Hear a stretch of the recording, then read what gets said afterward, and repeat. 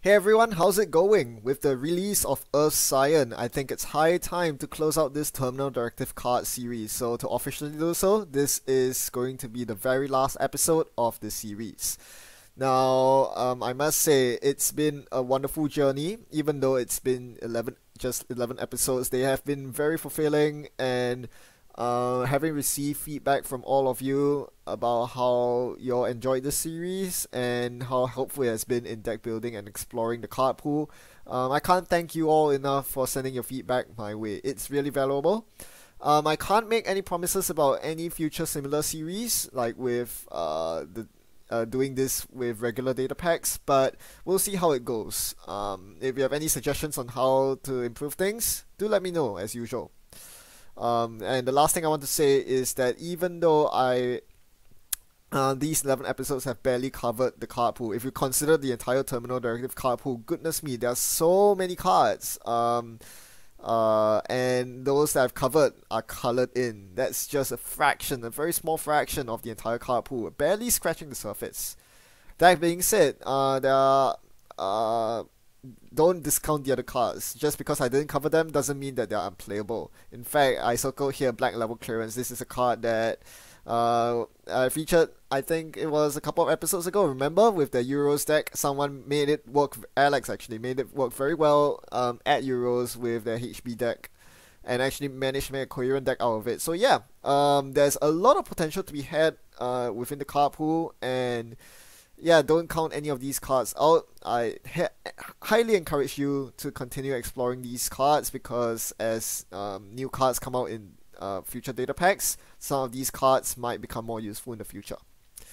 With all that said, today's card for the season finale will be none other than the Shadow Net. This is a resource very analogous to Artist Colony. In fact, it's kind of like the twin sibling that does basically the opposite thing. They both convert a forfeited agenda to your benefit, but in all other ways, Shadow Knight is completely different. It doesn't work at paid ability speed.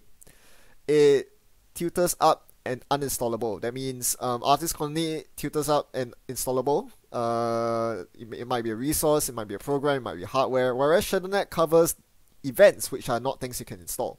And instead of tutoring it up from your stack, Shadow Knight grabs it from the bin and allows you to play it, ignoring all costs. So this last clause, ignoring all costs, is actually quite important, as well as the fact that it recurs events from the bin. Meaning that there are some events that synergize with the Shadow Net better than others. So let's take a look at them individually. We have events that have a high play cost. I believe High Stakes Job is the highest play cost event. That is not an X cost. Sixth play, meaning that if you play High Stakes Job with Shadow Net, you save 6 credits, and if you make a successful run with High Stakes Job, you get 12 credits net gain. 12 credits, that's pretty strong. Account Siphon, cards like Account Siphon, Blackmail, cards that are more useful the more you can recur them. Cards that that just snowball your game advantage if you're able to recur them. If you think Deja Vu and Same Old Thing are not enough recursion, well, Shadow Net is there for you to recur them all the more. We also have cards that have additional costs, like doubles, a very good example, and especially Day Job, which is twice of a double, taking 4 clicks normally. You can play it with Shadow Net for just a single click. It ignores the additional costs, and coupled with the fact that it ignores the 2 play costs, you can actually gain 10 credits for 1 click with the Shadow Net. Pretty useful interaction. Finally, we also have cards like Frame Job. This is another additional cost, a double, yeah. So yeah, all these cards are very useful. There are a bunch more that the Shadow Net synergizes with, and today we'll be specifically focusing on none of these! Roost! Just kidding. We are actually going to look at Deep Data Mining and Deja Vu specifically, and the interaction with the Shadow Net. Now, Deep Data Mining falls under the Account Siphon category. This is a card that you want to recur over and over again. And being at 3 costs, it's really nice to mitigate the 3 costs with the Shadow Net's ignoring all costs clause. So we'll be looking to try to establish an R&D lock with Deep Data Mining, kind of like a permanent bunch of R&Dis. Seems pretty useful. Deja Vu, on the other hand, is, I think, a card that is very underrated when it comes to synergy with the Shadow Net. Recursion is very powerful, and recurring events can only get you so far. But if you can recur anything from your bin, now that's where we're starting to look at interesting things. And Deja Vu does exactly that. If you trigger Deja Vu with ShadowNet, it essentially reads forfeit an agenda and a click to return any card from your bin to your hand. That sounds pretty useful. It's very generically useful and can help you in a variety of matchups, from rig shooter to kill. We are gonna actually see that in action. And the list that we are gonna play is gonna look like this. Now, this list might look very familiar to some of you, and if it does, that's because you've watched my previous episode where I did the Terminal Directive card series with Savant, Degdeer, and Deep Data Mining. If you remember that episode with that janky Haley deck against the Gagarin spam deck, good for you, because this is exactly the same deck card for card.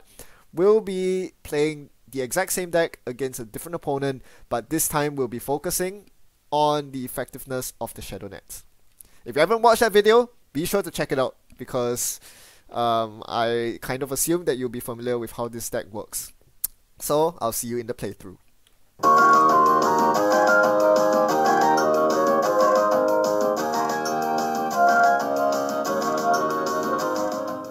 Alright, today's matchup is Haley versus Blue Sun. This is going to be a very interesting one because on one hand, my icebreakers are not really designed to deal with high strength ice, so this might be a big problem for me. On the other hand, if my opponent's on kill, I do have cards like Plascrete and the Film Critic in my hand to deal with it. So let's see how this battle goes. My opponent does not triple ice, which I was so thankful for. This means I could actually drop Temujin turn 1 and run Archives thrice for decent money and get a Film Critic down while at it. Haley's click compression is pretty amazing. Getting my Film Critic down is both a good and a bad thing. The bad news is if my opponent finds an MCA informant, they can easily drop it on my Film Critic and make me very sad. Now, it's down to my turn again. My opponent does not ice Archives, so I would like to get an Archives run going sometime. But first, let's check the remote, because it's quite rare that Blue Sun throws naked remotes out like this, and sure enough, they show a boot camp. Going down to 2 credits, this allows me to take advantage of my opponent's low credit pool to get a deep data mining off before they bounce the curtain wall back to hand. I discover a boom and an atlas, among other things, so this basically confirms my opponent's on mid-season skill. So I need to respect the credit differential that can be established when my opponent bounces an ice back to hand. My opponent could actually mid-seasons me right now, but that's probably a bad idea if they don't have the kill pieces ready. So yeah, my opponent instead just ices up centrals and goes on their merry way. In the meantime, I'm just going to set up here. My opponent isn't really threatening to score right now because they dedicated all the ice to centrals, so I can afford to sit back for a while now. Draw up my deck and challenge Jackson. So alright, so we have an interesting situation here. I have a hand with SMC and Hyperdriver. I would want to play both, but I don't have 5 memory, so I can't actually install both at the same time. So we do Haley shenanigans here. I'm just going to install only the SMC on my turn. And then on my opponent's turn, I'm going to crack the SMC to get a Degdeer and install Hyperdriver from hand. This way, I get the discount, the Degdeer discount, and I get to trigger the Hyperdriver next turn. And as you know, for this deck, the Hyperdriver is all about gaining tempo over my opponent, getting those extra clicks to compensate for the fact that I have a pretty high setup overhead. Now I draw into SMC with the Earthrise, and at this point I'm pretty tempted to crack the SMC for a Magnum Opus. I draw into a Degdeer, a second Degdeer, so this is perfect. I can trigger Degdeer and SMC with Haley. Note that I triggered the Haley Hyperdriver install on the Corpse turn, so on this runner turn I actually get another Haley trigger here. Maximizing the use of Haley to get extra clicks, in addition with the extra clicks from Hyperdriver, allows me to set up really quickly and get the money needed to contest mid-seasons. With Magnum Opus out, I should be able to stay fairly well ahead of my opponent. Right now, that's not the case. I'm on 11 credits to my opponent's 31. Thanks to the early oversight curtain wall, my opponent's pretty rich, so I need the extra clicks to compensate for that. So I might have to concede the first agenda my opponent scores, but after that I should have enough money to actually contest my opponent's agenda's scores. So yeah, I'm just gonna hit Opus for a couple times now while drawing a bunch of cards, and my opponent shows Illegal Arms Factory. Oh man, I love that card so much. If you saw my Terminal Directive cards on it, that was the very first card I was attracted to, the first card I did a review on. Oh, I love it so much, and it's so good in Blue Sun, because when my opponent's ready to score, they just bounce the Arms Factory back to hand for to recuperate the 3 res cost. And yeah, at this point, without breakers, I have no way of contesting the Illegal Arms Factory, so I have to let it go. My opponent will get it. All I can do is to sit back and try to set up my breakers.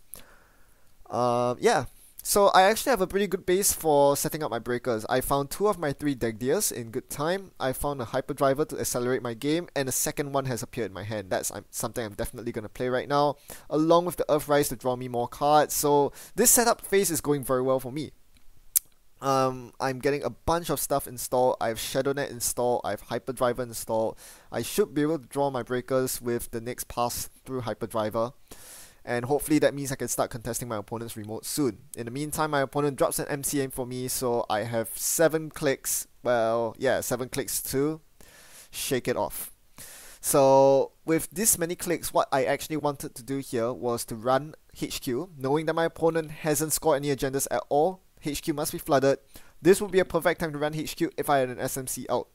I would be able to crack open the SMC for a breaker, run through HQ, steal an agenda, host it on Film Critic, and liberate it off Film Critic all in the same turn before dropping the Film Critic to MCA. This is because with 7 clicks, I'll be able to do all these things within the span of a single turn. Unfortunately, without the SMC, without any breakers drawn at all, despite spending some clicks on drawing and the Earthrise draw, I wasn't able to find either my Savant or my Paperclip. So that plan was shelved, and instead I'm now just going to sadly trash a bunch of cards. So yeah, I spent my entire turn drawing cards and playing, hitting Magnum Opus and then playing a fan site. So that was not the best use of a Hyperdriver turn. One of the amazing things about Hyperdriver turns is that you get to do crazy stuff like that. Stealing an agenda, hosting an agenda on Film Critic, and then liberating the agenda from Film Critic, and then trashing Film Critic to MCA, all in the span of a single turn. But I wasn't able to capitalize on that, which was really sad. I did manage to get a fan site out. I guess that's something. If my opponent tries to score an agenda, I'll have some fan sites to work with for ShadowNet, but really, I just really want to see my agendas right now. Sorry, not agendas, my breakers. Because I can't contest this remote. I know my opponent's going to score that global food, and there's nothing I can do about it. But I finally do draw into my Beth. Finally. Beth is such an important tool against Blue Sun because they're typically above 15 credits. They need that many credits to threaten Curtain Wall. So, yeah. Now I get extra clicks for the rest of the game, which is nice. Oh, what's that agenda? It's Graft. That's a 5-3 agenda from Terminal Directive. Didn't cover it, but it seems pretty good. My opponent gets to build up 3 cards from there. R&D, it's Atlas on steroids, but it has to be used right now. And yeah, let's see what my opponent gets here. This is quite important. They actually have to reveal the cards they grab from R&D, so this actually gives me a lot of information. My opponent grabs mid-season replacements, Project Atlas. So these 2 cards are pretty huge. This basically tells me, firstly, that my opponent is indeed on mid-seasons, and I need to actually establish the credit differential the credit lead.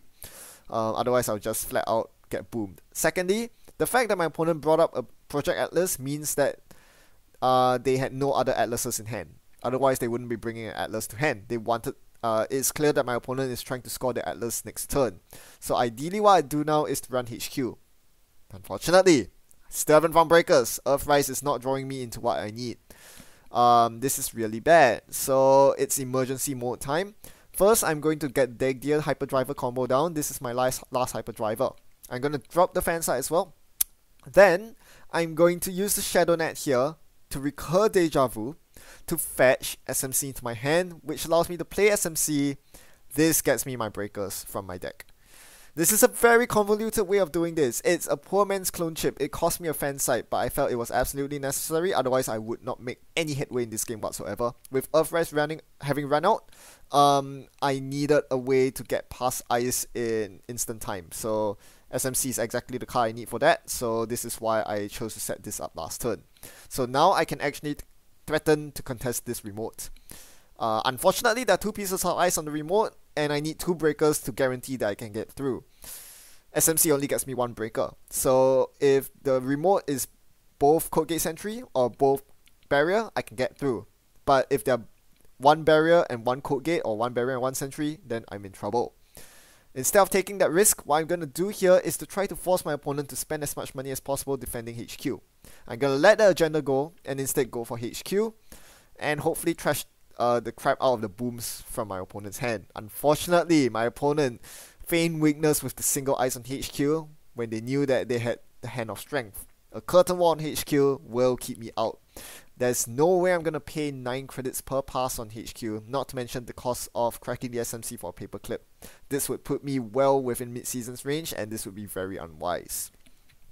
This is such a huge pity because I sunk 4 credits into installing that Temujin. The only benefit is that, well, by installing the Temujin, I get to trigger Haley, so I actually got the Earthrise installed as well to set me up for future turns, but this is not looking good at all. Yeah, so my plan A has failed. HQ is not going to be a server I can enter, and I have a full loaded Temujin doing absolutely nothing. This is really bad. The next thing I can do is to try to run the remote. After drawing a card, hoping it's a Savant or Paperclip, I don't find my breakers still. They are both stuck in the bottom 9 cards. Fancy that. I ran my opponent's remote. They rest a Chiashi going down to 5 credits, so now I actually feel rather confident. Getting a Paperclip out, paying 7 credits, and they should not be able to stop me. The worst case is that they rest something like Enigma or Quandary, and well, there's nothing I can do about that. My draw has been pathetic, but nope, my opponent says I can't rest in the ice. You can have my Project Atlas. Now I'm doing some calculations on the fly to make sure I can survive a mid-seasons. I decided that I could, so I'm just gonna go in and grab the Roost! What's a Jackson? My opponent knew that I could get in, huh? Well, that's a problem. So basically, I spent 7 credits on that remote run for nothing, and I spent 4 credits installing the Temujin on HQ for nothing. I've lost any semblance of a credit lead, so the next best thing I can do right here is to run R&D. Where my opponent resists an Enigma, that's where the Enigma was that keeps me out. Without the Savant, I'm not getting through R&D for now, so I'm just going to take a bunch of money and end my turn. So that was a pretty, let's say I accomplished a lot during that Hyperdriver turn. I dropped a bunch of resources, I ran 3 different servers. Unfortunately, I did not make any headway because I guessed wrongly on the remote. Earthrise draws me a bunch of useless cards. At this point, Astrolabe is something that I could install, but it's not really necessary right now. Unless my opponent shows me 6 Strength Ice, I don't need to worry about Archer or DNA Tracker against Wayland. So yeah, again, I'm just going to bump HQ here to force them to rest the curtain wall, because otherwise I'll be getting Temujin money. Then I can contest the remote, I break the Chiashi, and I encounter a Colossus.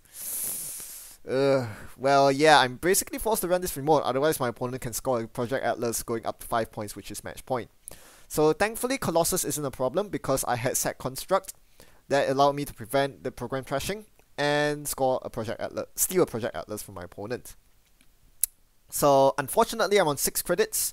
My opponent could be on 15 by bouncing the curtain wall, so the only thing I can do to save myself from a mid-seasons is to use Fansight, sack it to Shadownet, and use Sure Gamble. So yes, this is not usually a play that I make with this deck, but in this scenario it paid off massively. Sure Gamble is worth 9 credits on a Shadownet, and this is what allows you to evade mid-seasons very well.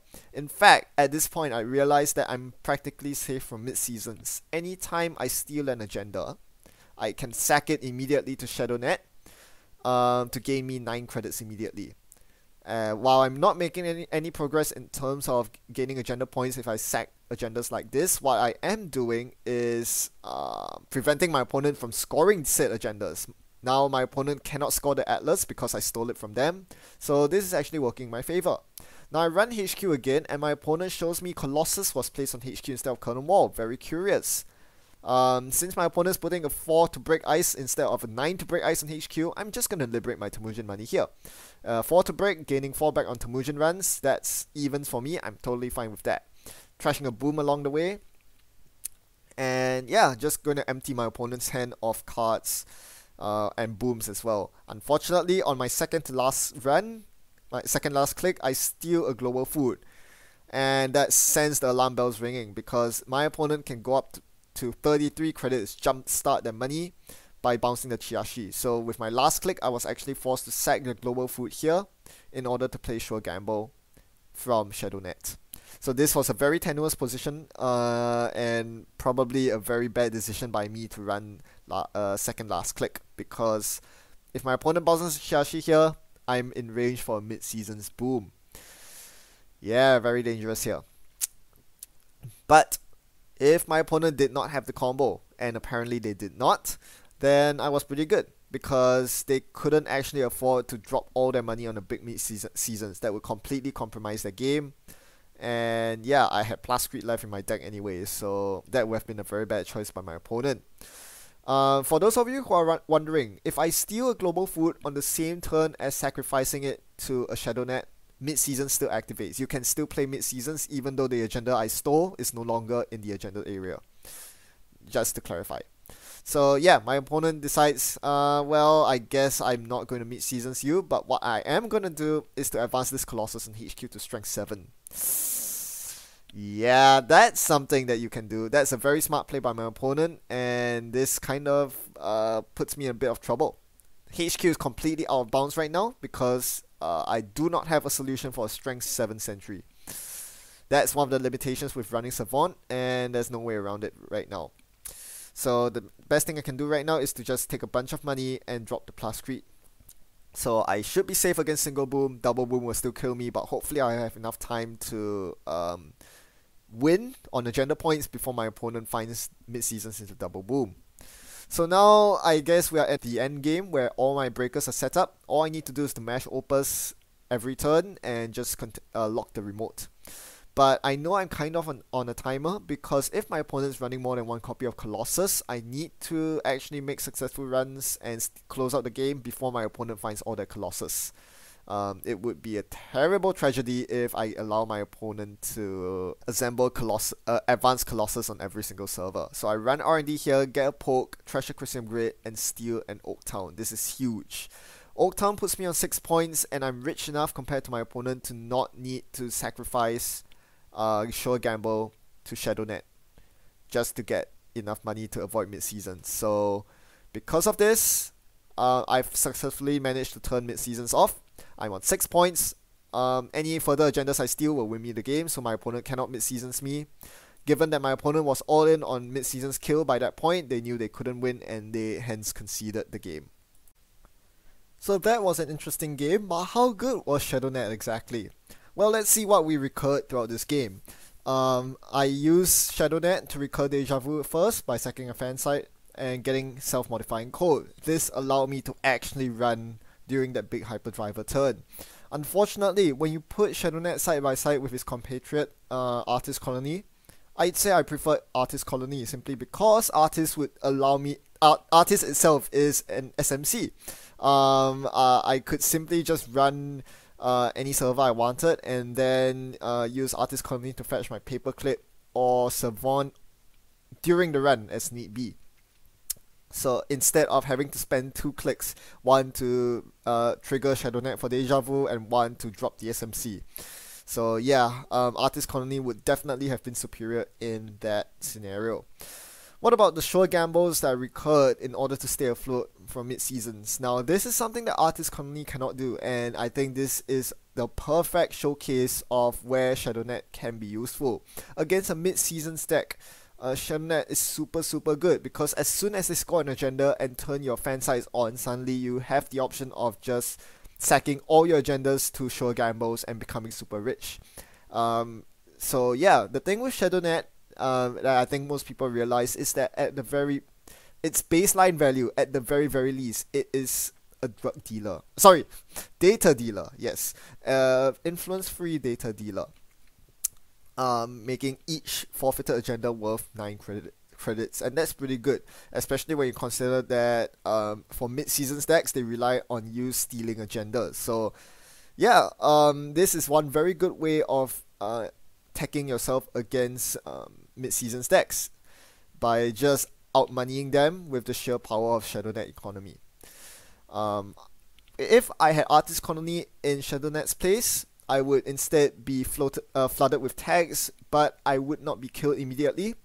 Artist Colony would have been able to fetch me the plus creep that was sitting at the bottom of my deck, giving me a couple of turns to close out the game with some deep data minings on centrals, on R&D. Not sure if I would have won in that scenario, so ShadowNet was very good to have. Deep data mining was a card that I intended to recur, but the situation never really cropped up. By the time I trashed Christian Grid, my opponent was nowhere near victory. So the thing with deep data mining is that even though I didn't recur it this game, I was actually able to pitch the second copy of deep data mining from my hand into the bin. At one point, I was flooded with lots of cards, most of them not being very useful at that time because I was searching for my breakers.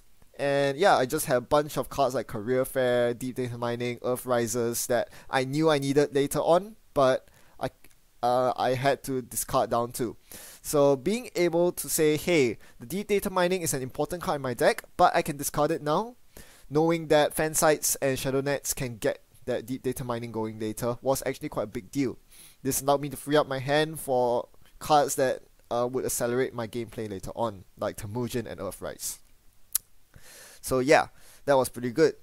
Comparing this to Artist Colony once again, if I were playing an Artist Colony deck, I wouldn't be playing Deep Data Minings. I would be playing R&D interfaces instead, which you can tutor up with ShadowNet. The problem, with Artist Colony. The problem with this setup is that if you're not playing Deep Data Mining, you don't get the early burst potential. Remember that early Deep Data Mining I did on my opponent to get the Project Atlas? That was pretty huge. R&D interfaces will not give you this capability because you typically won't have them set up in the early game. It also contributes to your high setup overhead, as if this deck doesn't have enough setup overhead. So yeah, I do like the deep data mining as a way of plowing through your opponent's R&D in both the early game and the late game once you're able to clear out the Chrysiums. So yeah, that was pretty good for ShadowNet.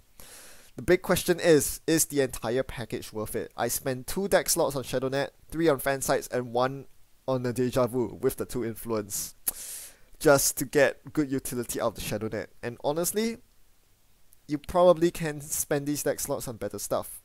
More specifically, I'm thinking of cards that increase your consistency, maybe cards like Quality Time to draw more cards, Clone Chips to get the SMCs out of your bin, or you could for example, spend the influence on tech cards, things like Employee Strike, who have done a lot of work against Blue Sun.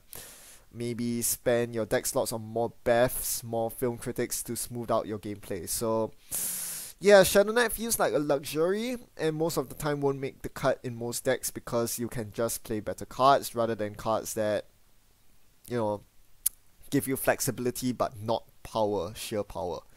That being said, the ShadowNet Fansite combo is very powerful, mostly because they are both 0 to install, so I still think they definitely have potential in some other decks.